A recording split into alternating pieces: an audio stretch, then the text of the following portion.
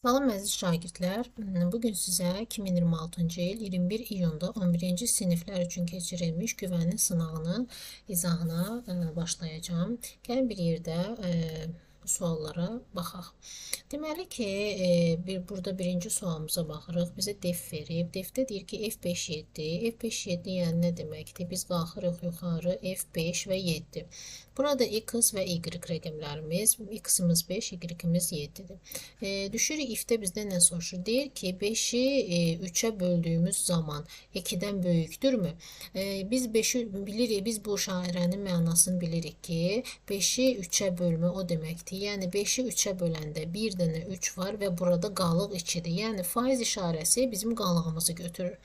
Biz də baxırıq ki, 2 2-dən böyükdürmü? Yox. Yox dediyi üçün S-ə keçirik.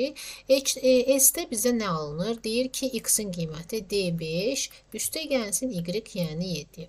Gördüyümüz zaman burada yenə də məchul ədəd alındı. Onun üçün düşürük hara D olan alt hissəmizə. Deməli, burada da D 5 deməkdir. A-mız 5 qiymətini almışdı. S bərabərdir. 5-i vururuq. 2-yə üzərinə 3 gəlirik. Bu da eləyir 13. Biz bunu tətbiq etdikdən sonra mütləq nə etməliyik? Return eləməliyik. 13-ün də üzərinə gəlirik 5. Bu da eləyir 18. Yuxarı qalxırıq və return etmə o deməkdir ki, yəni aldığımız qiyməti gətirib yerinə tətbiq edirik. 18-in üstünə 7 gəlirik, neçə edir? 25. Deməli, cavabımız oldu 25. Keçirik ikinci sualımıza. 62-ci sualı istəyirəm buradan götürüm və biraz burada tətbiq hissəsi var.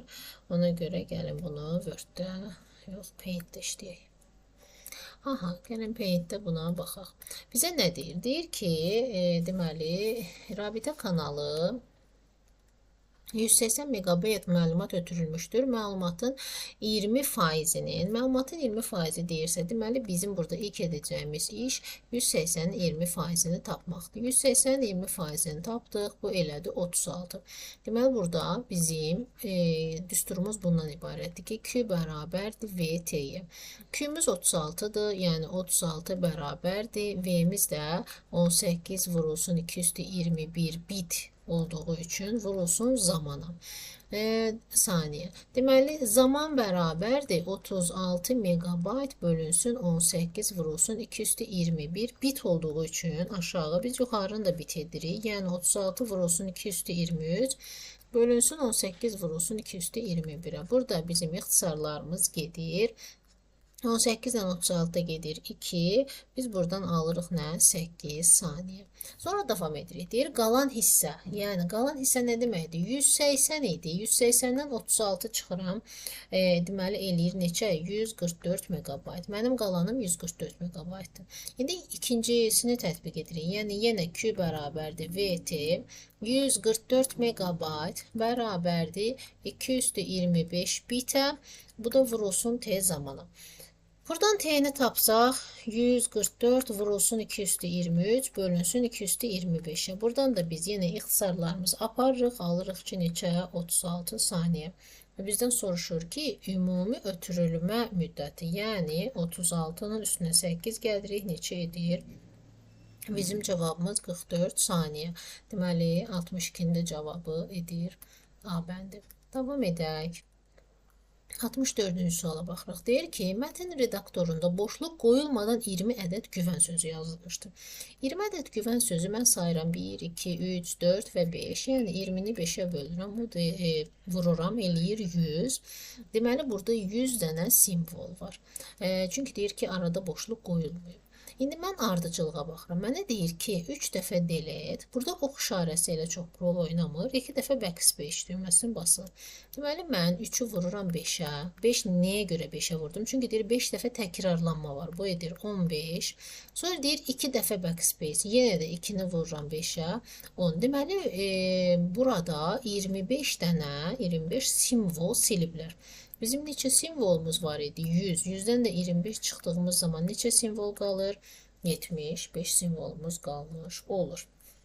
Keçən 64-cü tapşırığa mən sizə belə deyərdim ki, 64 tipli tapşırıqları bir və ya iki proses getmək lazımdır. Bəzən bunu etmək lazımdır ki, sizin burada nə Python'ın nə iş gördüyünü anlamaq üçün bunu bizə lazımdır. Ondan sonra biz buradan rahat şəkildə cavabımızı tapa bilirik. Gəlin ümumi baxaq. Mən baxan kimi burada görürəm ki, nəsə tək ədədlər var.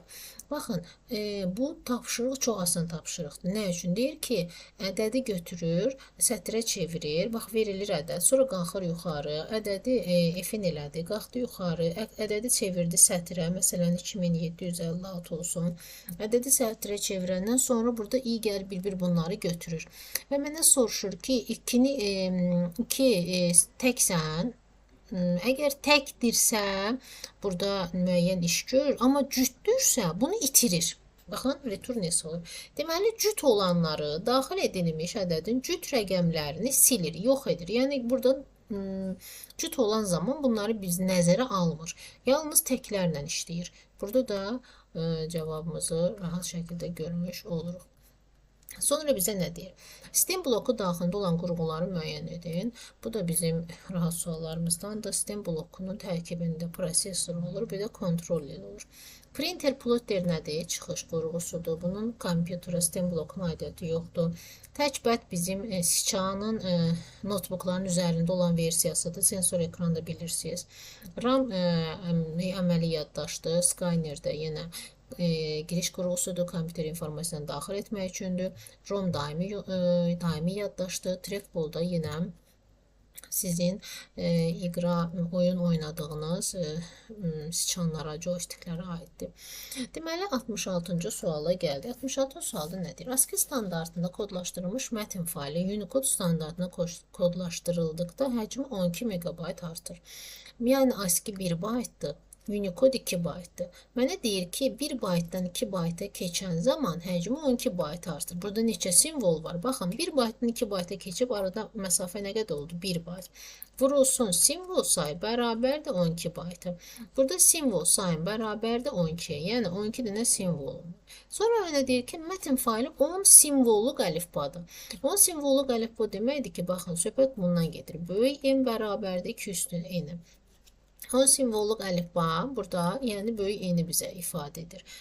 10, mənə deyir, bu 10 simvolluq əlifbanı 2 üstü neçə ilə ifadə edə bilərəm. Mən də 2 üstü 4 bitin içərisində yerləşir. Yəni 4 bitlə ifadə etmək olar. İndi mənə burada nə maraqlıdır? Mənə deyir ki, həcmi tapında, düzdürmü? Həcm nə idi? Q bərabərdir, simvol sayı vurulsun N bitə. Bir simvolun yaddaşına. Məndə neçə simvol var? 12 simvol. Bir simvolun yaddaşı neçə bitdi? 4 bitdi. Amma cavabı nə ilə istəyir? Baytla istəyir. Yəni, bölürəm 8-ə. Buradan da cavabı alıram ki, cavab edir nə? 6 bayt. Cavabımız 6 bayt etmiş olur. Aha, 67-ci suala baxırıq. 67-ci sualda bizə nə var? Bir-bir qoyacaq yerinə, ədədlərimizi tapacağıq. Sonra biz burada baxırıq. B1 nədir? 3 vurulsun. C1 yoxdur. Mən onun yerinə X yazacağım. Çıxılsın. C1 yenə yoxdur. X üstə gəlsin 4-dür. Aha, burada nə aldım? 3x çıxılsın. X çıxılsın 4-ə. Buradan da alırıq ki, 2x minus 4-ə. Sonra davam edirik. İndi mənə nə deyir? B1, yəni 3 üstə gəlsin X tapdıq. Sonra nə deyir? 3 üstə gəlsin X vurulsun 2-yə. Buradan nə alırıq? 6 üstə gəlsin 2x-ə. Davam eləyirəm. İndi burada B1, 3 vurulsun X üstə gəlsin A1, 4 vurulsun 4 üstə gəlsin B1, yəni 3-ə. Buradan nə almış olurum? 3x üstə gəl 16 üstə gəl 3, 3x üstə gəl 19-a. Tapdıq bunları. İndi bizdə burada bir proses var ki, biz demişik ki, elektron cədvəldə, bunu biraz yuxarıdan yazacağım. Deməli 6 üstə gəlsin 2x. Aha, bir cədvəl bizə verilibsə, elektron cədvəl. Burada bu belə olur. A, B, C və D. Bu saat əqrəb istiqamətində davam eləyir. Mən də baxıram ki, bu biraz riyazi məntiqə əsaslanır. Yəni A ilə B-nin cəmi C-yə bərabərdir və yaxud da başqa uşaqda fərqli yanaşma edə bilər. A, B, C-nin cəmi D-yə bərabər eləyə bilər və hər iki variantda eyni cavabı almış olacaqsınız. Mən burada Belə yanaşma eləmək istəyirəm. A ilə B-nin cəmini C-yə bərabər etmək istəyirəm. Yəni 2x minus 4 üstə gəlsin 3 üstə gəlir. X bərabərdir C-yə. C neçə idi məndə? 6 üstə gəlsin 2x. Buradan mənə nə olur? 2x minus 1 bərabərdir 6 üstə gəlir 2x-a. Burada da x bərabərdir 7-yə. Deməli, mənim cavabım edir neçə? 7. Aha, sonra baxırıq.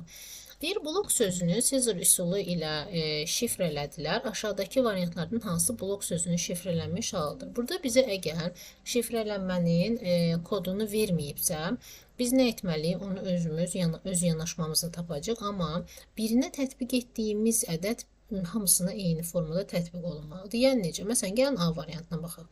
B-dan deməli A alıb. B-dan A alıbsa deməli nə olub? Bir dənə gedib. Yəni K bərabərdir 1 gedib. Yəni hamısı 1 getməlidir. İndi L-dan isə K almalıdır. L hanı L? L-dan K. Bəli, bu da 1 gedib. Sonra O-dan isə P almalıdır. O-dan baxıram ki, normaldan fikir verirsə biz sola gedirik, amma burada sağa getdi. Deməli bu pozuldu. Sonra B variantına baxırıq. İndi B-dan E-yə gedib. Baxıram, B hanı buradadır. B-dan E-yə gedib. 1, 2, 3. Aha, 3 yanaşması ilə gedib. Sonra deməli L-dan O-ya getməlidir 3 ilə. 1, 2, 3 doğrudur. R-dan, deməli O-dan R-ya getməlidir 3 ilə. 1, 2, 3, baxın 1, 2, 3 düzdür. K-dan isə N-ya getməlidir. 1, 2 və 3. Bəli, deməli ki, biz tapdıq ki, burada bizim cavabımız nə olacaq? B bəndi olunmuş olur. 69. 69 da deməli şifahi suallardan biridir. Deyir ki, riyaziyyat domeninə görə artma sırası ilə çeşidləmə etdikdə adi sırasını müəyyən edin. Yəni riyaziyyatı mənə deyir ki, artma sırası nədir? Yəni azdan çoxa baxıram. Az hansıdır? 50. Deməli, birinci nə ilə başlamalıdır? 7 ilə. Deməli, bu variantlarım getdi. Baxıram, 7, 8, 4 və burada pozulub. Deməli, mən burada baxmalıyım. 7, 8, 4, 4-dən sonra, 4 neçədir? 77. 4-dən sonra nə gəlməlidir? 9 yoxsa 6? 99 yoxsa 82. Əlbəttə ki, nə gələcək? 6 gəlmiş olar. Buradan da bizim cavabımız 6 gəlmiş olar. Deməli, hə, burada da 6-dır ki. 7, 8, 4-dür. Hə, bu da bu. B bəndi olmuş olacaq. Sonra 70. 70 tiplərində biz necə həll edirdik? Düzdür, 70 tiplərini Venn diaqramı ilə həll etmə yolları da var. Sadəcə biz baxırıq. Əgər düsturla həll etmək mümkündürsə, buna ehtiyac yoxdur ki, Venn diaqramı qurub vaxtımızı itirək. Sadəcə düsturu yazırıq və yerinə tətbiq edirik. Düsturumuz necə idi? A or B or C. Üstə gəlinsin A and B. Üstə gəlinsin A and C. Üstə gəlinsin B and C. Yox, çıxılsın A and B and C. Aha, indi gətirib rəqəmləri yerinə qoyub həll eləyəcək. A-nın qiyməti 100-dür, B-nin qiyməti 122-dir, C-nin qiyməti 138. Amma bura fikir verin, bunu x-lə əvəz eləyəcəm. X üstə gəlinsin 52, üstə gəlinsin 47, üstə gəlinsin 15, çıxılsın 3. Burada x-i hesablayırıq və buradan cavabımız çıxacaq ki, 249. Toplayıb çıxsanız və görəcəksiniz ki, cavab eləyəcək neçə? 249.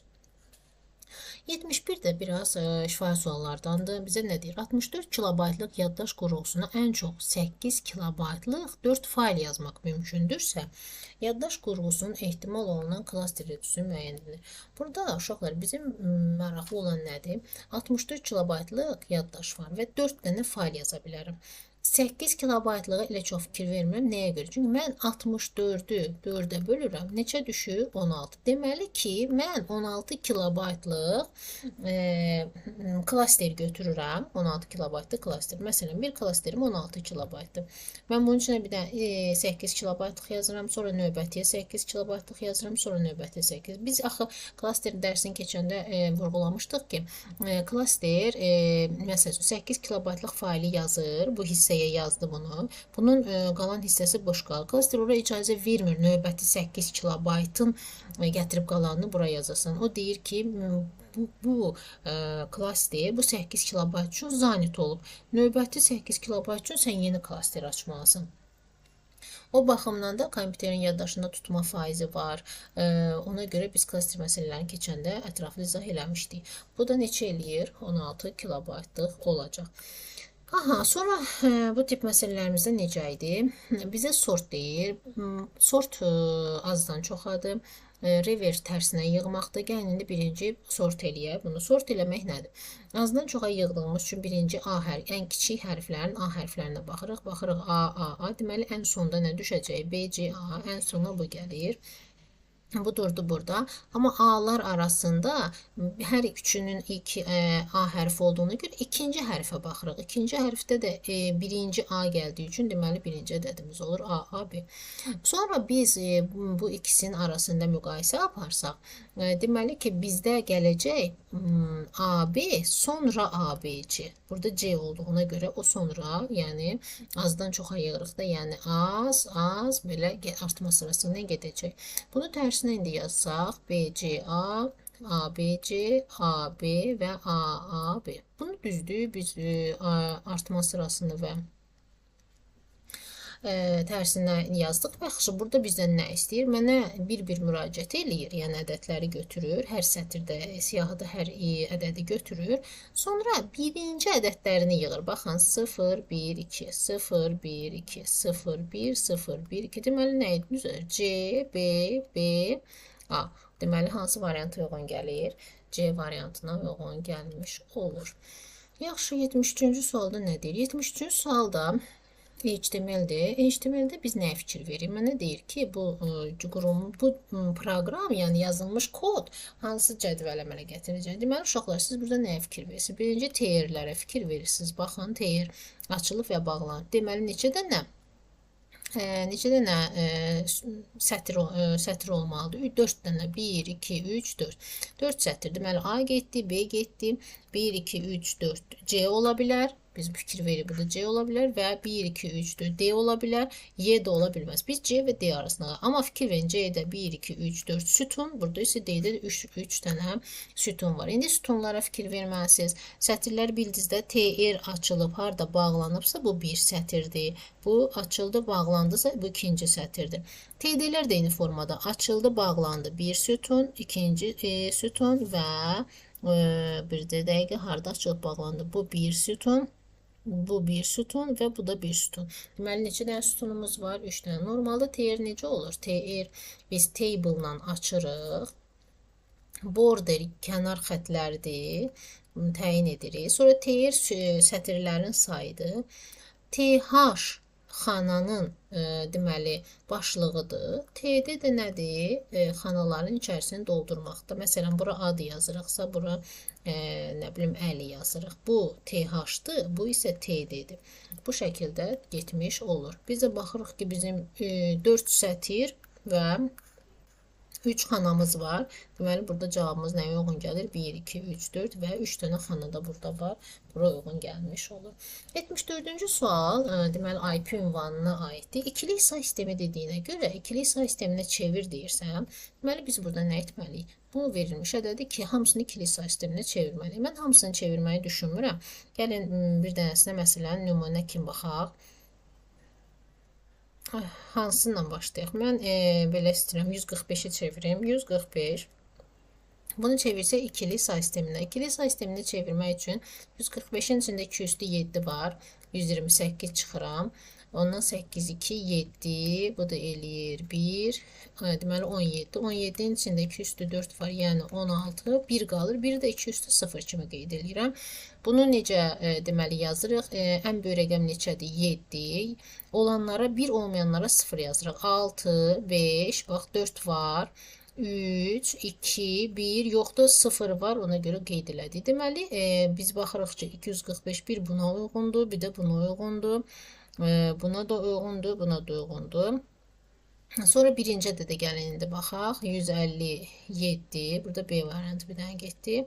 157-ni indi çevirsək, 2 üstü yenə 7-yə uyğun gəlir. 128 çıxırıq. Ondan 8, 2, 9, 2, 29 üstə gəlsin. 2 üstü 5 uyğun gəlmir, 4 uyğun gəlir, 16. Bu neçə qalır? 13. 2 üstü 8 uyğun gəlir. 8 nə idi? 2 üstü 3 uyğun gəlir. 8, 5 qalır. Deməli 2 üstü 2 və 2 üstü 1 uyğun gəlir. 4, 4-ün üstünə 1 yox, 0.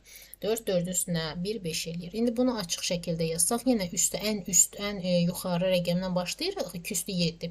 7-dən başlayıb 0-a kimi gedirik. 7, 6 yoxdur, 5 yoxdur. 4, 3, 2, 1 və 0. İndi baxırıq, bu hansı variantda var? 1, 0, 1, 1, 0, 1. Deməli, bu da getdi və bunlara da uyğun gəlir. A, D və... Aha, indi baxıram ki, bircə dəqiqə. İndi baxıram ki, deməli, uyğun. Deməli, bunu tapsam. Burada iki variantım arasında qalacaq, amma axırıncını tapsam məncə daha uyğundur. Gəlin 15-i də aydınlaşdıraq.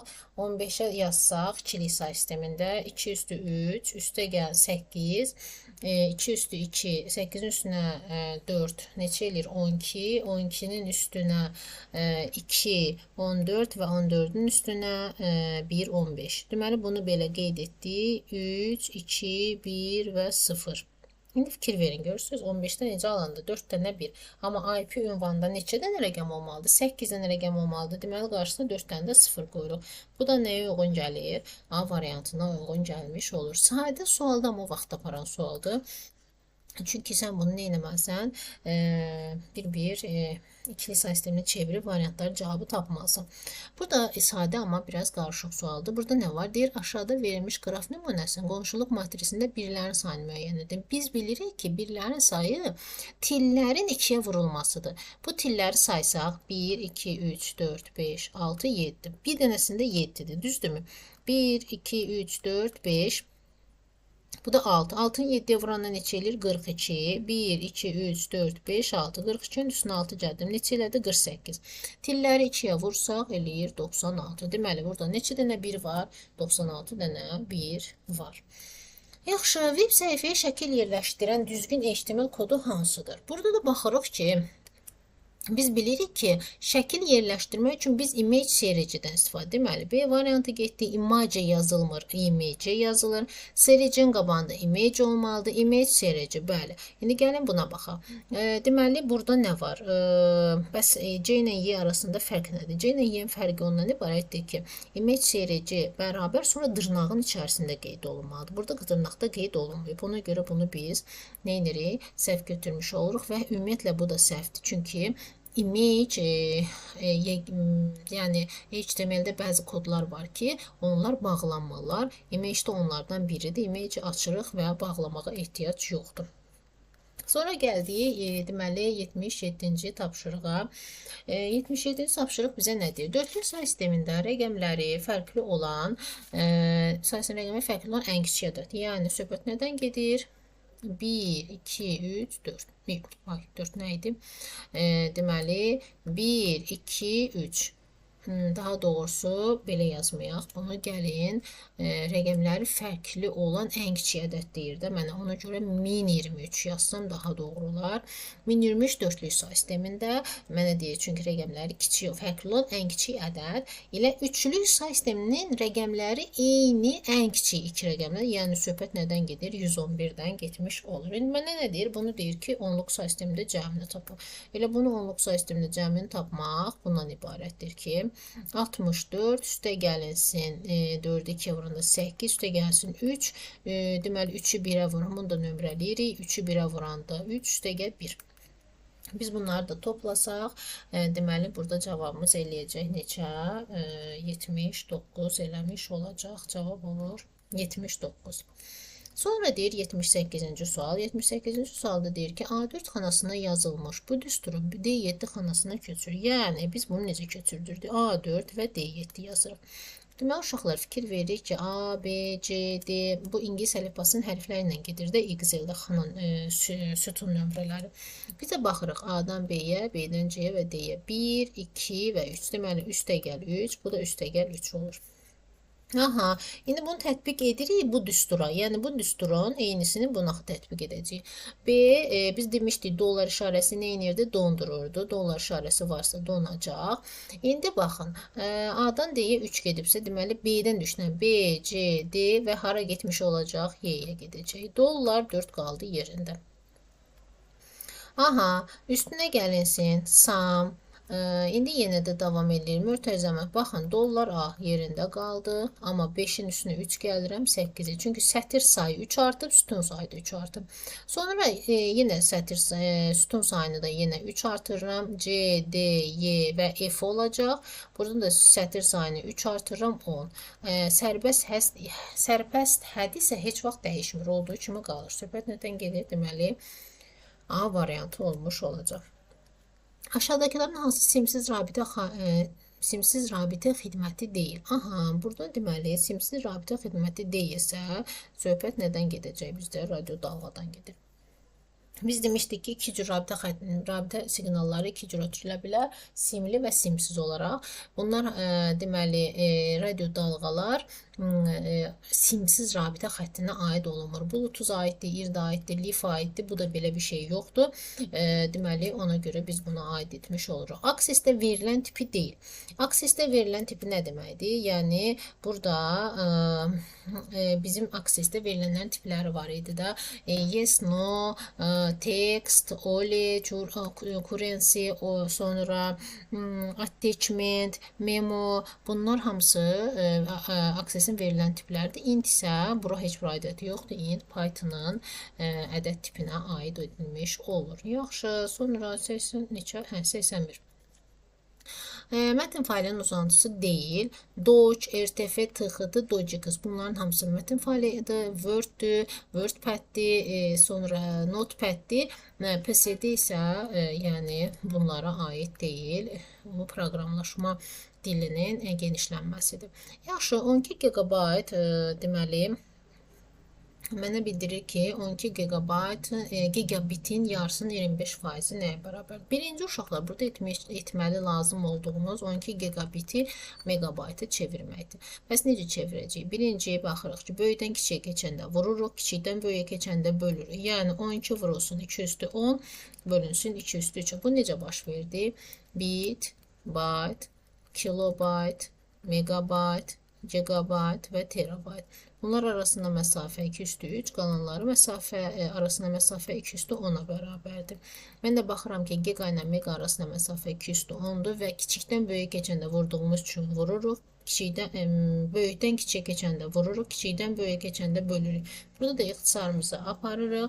Deməli, bunun cavabı 12 vurulsun 128. Aha, indi arxasına baxın. Mən deyir 25% nə qədərdir? Deməli 12 vurulsun 128 bölü deməli 25% deyir. Mən 25% dediyi üçün yəni bölü 100 vurulsun 25-ə. Burada da ixtisar gedir qalır. Burada 4. Bu 4 ilə də bu ixtisar gedir qalır 12 vurulsun 32-yə. Cavab deyilir neçə? 384. İndi davam edirik. Baxın uşaqlar, sonra nə deyir bizə? Python dilində yazılmış proqramın nəticəsində find neyinirdi? İç qarşısına çıxan nömrəsini tapırdı. Bəs bu nə deməkdir? Bu deməkdir ki, 3 və 8 aralığında olan iç qarşısına çıxan n-in nömrəsini tapacaq. Biz də sayırıq 0, 1, 2, 3. Deməli 3 və 8 bu aralıqda olan iç qarşısına çıxan n-in nömrəsi neçədir? 4. Deməli B-nin qiyməti eləyir 4. Bəs count S nə deməkdir? Sayır, eləyir 2.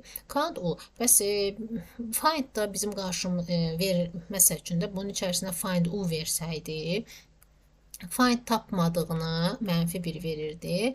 Count yenə tapmadığına 0 verirdi. Deməli bunu cavab eləyir 0.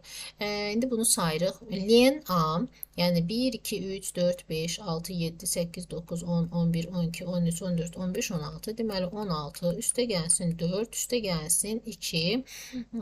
Deməli bu neçə eləmiş olacaq? 22 etmiş olacaq.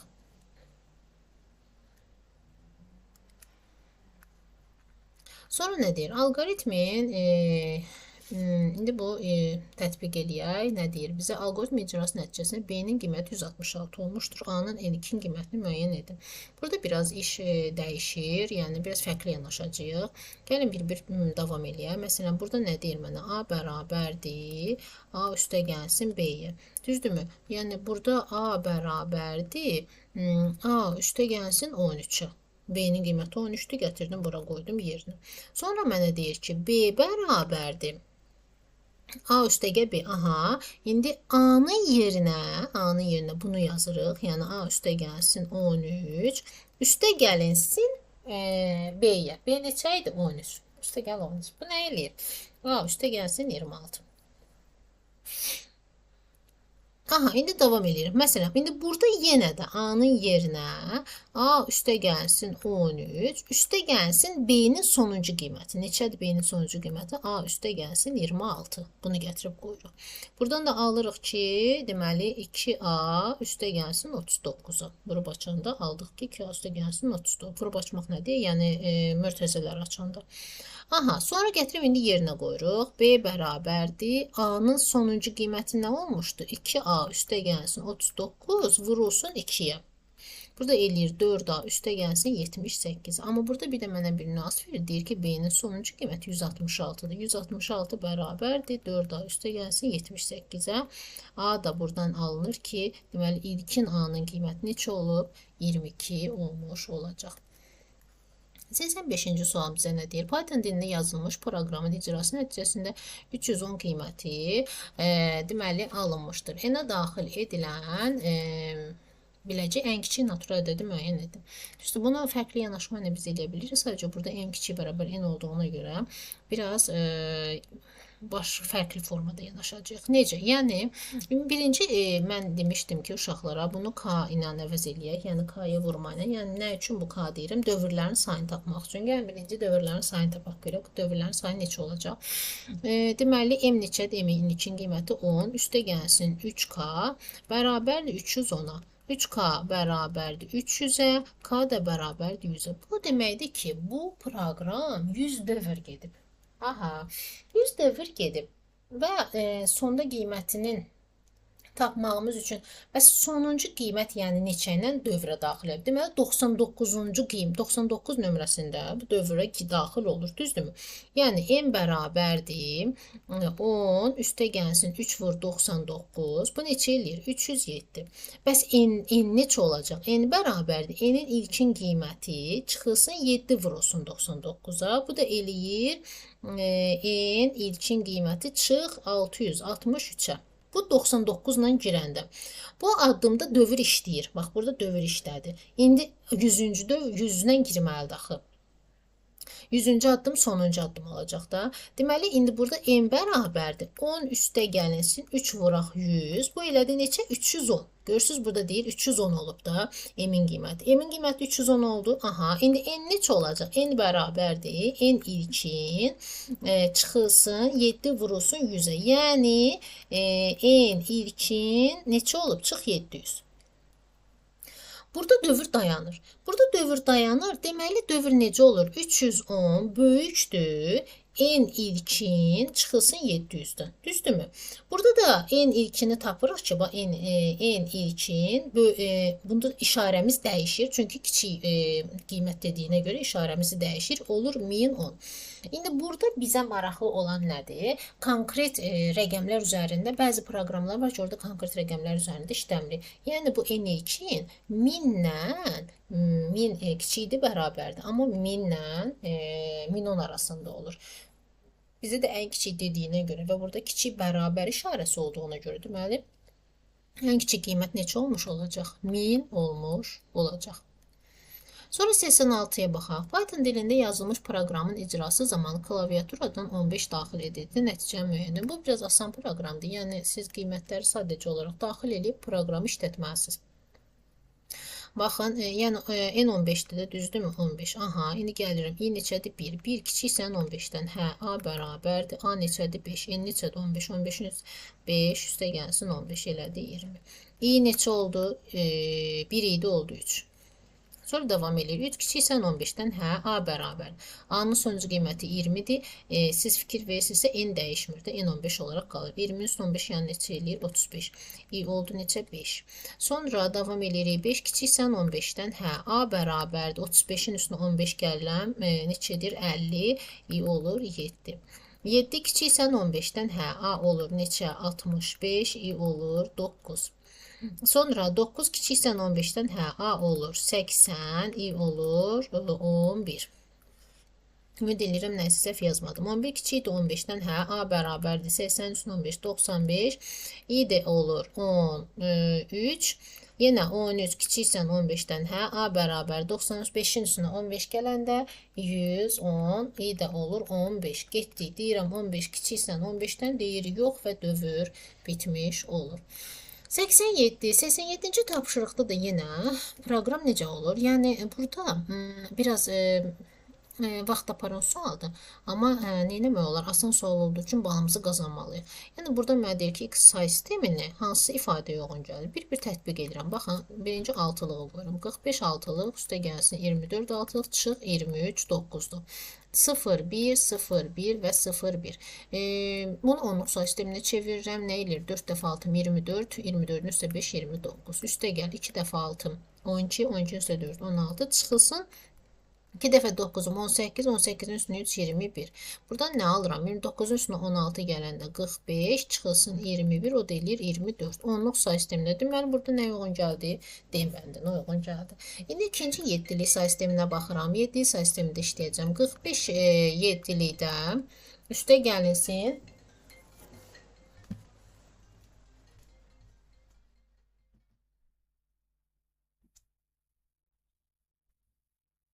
Deməli, 45 7-likdə üstə gəlinsin 24 7-likdə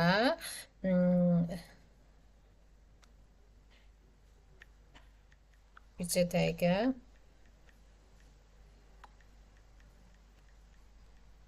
Aha, 45 7-likdə, 24 7-likdə çıxılsın 23 7-likdə. Bu 9-luqda. Deməli, bunu nə edirik? Onluq say sisteminə çeviririk. Onluq say sisteminə çeviririk. Yenə 4 dəfə 7, 28, 28-in üstünə 5 gələndə neçə eləyir? 33. Üstə gəlinsin 2 dəfə 7, 14, 18, çıxılsın 2 dəfə 9, 10, bu olduğu kimi qalırdı elə 21-ə.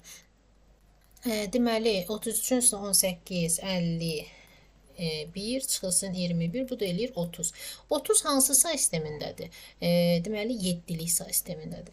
Biz bunu hansı say sisteminə çevirməliyik? Bir bu say sistemlərinə çevirib baxmalıyıq ki, buna hansına uyğundur. 7-lik say sistemi nədir? Onluq say sisteminə çevirmişəm mən bunu. Bircə dəqiqə üzr istəyirəm. Başım qarışdı. Aha, 30 onluq say sistemindədir. İndi mən bir baxmalıyım ki, bu hansı say sisteminə uyğun gəlir.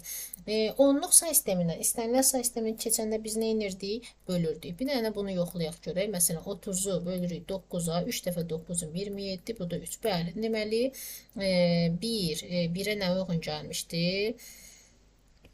87-ci sualda 1-ə D uyğun gəldi, 2-yə C uyğun gəldi, 3-ə də nə qalacaq? A ilə B uyğun gələcək. Gəlin indi yoxlayaq yenə də. Y də çünki var burada. Y-ni də yoxlayaq. Görə hansı uyğun gəlmiş olacaq. Yenə də eyniliklə davam edir. 45 8-lik say sistemində, 24 8-likdə, 23 9-luqda. Onluğa keçirtməliyik ki, onluqdan keçirdəndə bizdə problem olmasın. 4 dəfə 8-im 32, 32-nin üstünə 5, 37, üstə gəl. 2 dəfə 8-im 16, 16-ın üstə 4, 20 çıxılsın. Bu da elə olduğu kimi qalır da 21.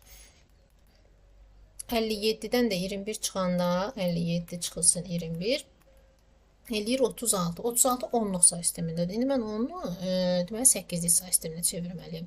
36-nı 8-lik say sisteminə çevirəndə neçə dəfə düşür? 4 dəfə 8-im 32, 4. Cavab eləyir 44. Amma burada neçədir? 67. Deməli uyğun gəlməyəcək. Ona da uyğun gələcək A ilə B. Gəlin baxaq görək. 36-nı 4-ə böləndə neçə dəfə düşür? 9 dəfə 4-üm 36. Bu neçə elədi? 0. 9-u 4-ə böləndə 2 dəfə 4-üm 8, 210. Baxın, arxadan da qarşıya yazırıq, bəli. Üçlüyə də çevirsək, eyni formada davam etmiş olacaq. Aha, indi gəlin biz nə edirik? algoritmimizə baxaq. Nə deyir? Algoritmin icrası zamanı klaviaturadan daxil edilən birinci burada biz tapmalıyıq ki, burada nə işi görür? Yəni bu nədir? 34-dən 25 alıb, 45-dən 41 alıb. Mən baxıram ki, 3-ün kvadratının üstünə 4-ün kvadratını gələndə 9-un kvadratı, 9-un üstünə 16, yəni eləyir 25. Aha, doğrudur. Gəl buna da baxaq. Doğrudurmu?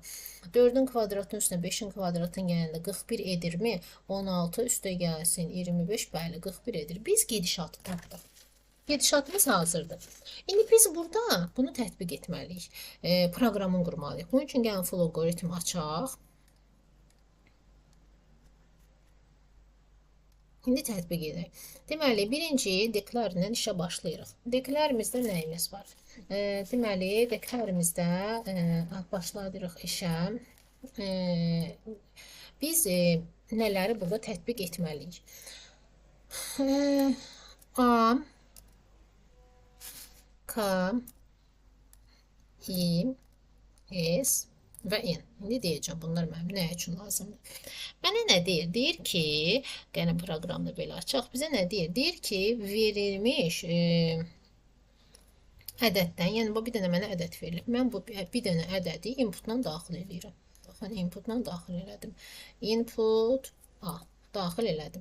Mənə deyir, bu ədədi, baxın, bu 34 ədədini nə et? 3-ün kvadratı və 4-ün kvadratı kimi yaz. Mən bunu 3-ün kvadratı və 4-ün kvadratı kimi A ilə daxil elədim. Ha, 34 oldu, düzdür? İndi mən burada 3-ü və 4-ü götürməliyəm ki, sonra bunun kvadratını tapa bilim də. Onun üçün mən nə etməliyəm? Deməli, mən burada birinci K bərabərdir A faiz 10. Bircə dəqiqə. A faiz 10. Baxın, mən ikinci ədədi götürdüm. 34 deyildi, 4-ü götürdüm. İndi 3-ü götürməliyim. İndi gəlin 3-ü götürək. İndi A bərabərdir. N bölək 10. Burada da aha, deməli, burada biz N-imizi daxil edirik və burada N faiz 10. Bunu deməli işlədirik, run edirik. 34 daxil etdik və 25-imizi bizim üçün çap etmiş olur. Yəqin ki, mahiyyətini başa düşdünüz. Burada deklardə biz integerdə hansı dəyişənləri istifadə ediriksə, onları mütləq bura daxil etməliyik. Input n daxil etmədi, output xaric etmədi və bu şəkildə bizim proqramımız işlənmiş olur. Gəlin indi ikinciyə baxaq. 89-cu sualda bizə nə deyir? 89-da deyir ki, dövrdə istifadə etməklə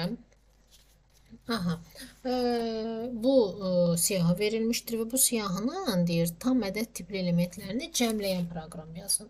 Gəlin biz indi bir dənə onlayn kompilyator açaq. Deməli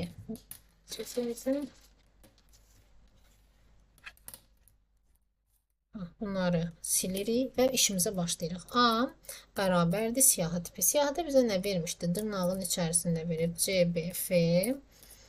Sonra ne yazmışdı? 1, 5, 8. Sonra yine dırnaqda c. Sonra bir dənə də dırnaqda haşar. Sonra 9, 1 və 6. İndi bizə nə deyir? Bizə deyir ki, bu siyahının rəqəm elementlərinin, rəqəmlərin elementlərini cəmləsin. Deməli, uşaqlar, rəqəmləri cəmləmək üçün söhbət rəqəmdən gedir. Deməli, mən bir dənə də siyahı daxil edirəm. Və bu siyahının içərisinə rəqəmləri əlavə edirəm. 0, 2, 3, 4, 5. Çünki soruşacağım ki, bu siyahıda varsa yazsın. Yəni cəmləsin. Cəmləmə dediyinə görə deməli S bərabər 0-ımı qeyd etdim. İndi biz demişdik siyahı ilə işləyiriksə nə daxil eləyəcəyik? For in A. Mən birbaşa müraciət edirəm. Range-dən istifadə etmək. İndi deyirəm ki, in B, yəni götürdüyüm CBF-ni soruşacağım. İndi B siyahısında varsan, necə deyək, 2 nöqtəsini qoymadıq. Varsan, desə hə, o zaman S bərabərdir. S üstə gəlsin, I eləyirəm. Print print. Bu da C-mizi daxil edirəm. Yaşayan run eləyək. Run elədik və bizə error verdi. Səbəb nədir? Baxaq görək nədir? Harda səhv eləmişik? Deyir C-ni C nədir? C nədir yazmışam? Mən S yazmalıyım. Deyir ki, C yazmışam bura. Mən səhv yazmışam. Burada oxuyanda bizim səhvlərimizi bizə demiş olur. Deməli, cavab nə oldu? 30. İndi gəlin ikinci proqrama baxaq görək. İkinci proqram bizə nə deyirdi? Deyir, klaviaturadan daxil edilən iki natural ədədin birinci ədədinin rəqəmləri hasilini, ikinci ədədin rəqəmləri cəminə tam bölünüb bölünmədiyini tapan proqram. İndi gəlin bunu yenə silək. Və iki rəqəm deyir, düzdürmü? A bərabərdir int input. Int input daxil etdik. İki rəqəm dediyinə görə ikinci rəqəmimizi daxil edirik. B bərabərdir int mötərizəmizi açırıq input. Aha, bunu daxil elədik.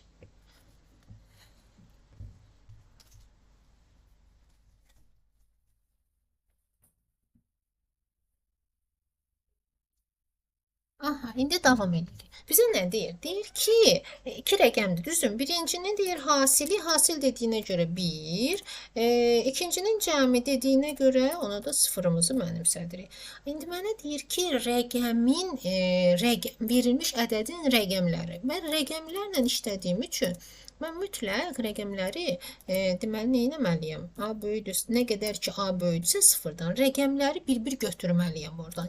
Yəni K bərabərdir A faiz 10. A bərabərdir A bölək 10. Elədik bunu. İndi mən demişdim axı ki, birinci ədədin rəqəmləri hasilini S bərabərdir S vuraq K. İndi gedirəm ikinci while, yəni ikinci ədədimi işlətməyə. Mən onu götürək. Gəlin belə eləyək, təzən yazmayaq. Ctrl-C, Ctrl-V. Aha, indi ikinci ədədim B-dir. Burada B-dir. Burada rəqəmləri dəyişirəm. Bunu N eləyirəm. Bunu B eləyirəm. Bunları da yenə B eləyirəm. Və burada da S yox, M eləyirəm. M və üstəgəl. Üstəgəl nə? N. İkinci rəqəmimi də tapdım. Sonra gəlib aşağıda soruşuram ki, S bölünürsən M-ə tam şəkildə 0, 2 nöqtə. Bölünsə əgər print mötərizənin içində yazıram hə. Bir də əks halda təzədən S 2 nöqtə yenə də print. Bunu da nə yazırıq? Yox. İndi gəlin buna da baxaq. Bu nə olacaq? Məsələn, mən 222 hasili 8 eləyir. Bir də 44 də əlavə edirəm. Cəmi də 8 eləyir. Burada hə çıxmalıdır. Deməli, bu qədər tapşırığım bizim güvənin sınağını həll etdik. Növbəti sınaqlarda görüşərik.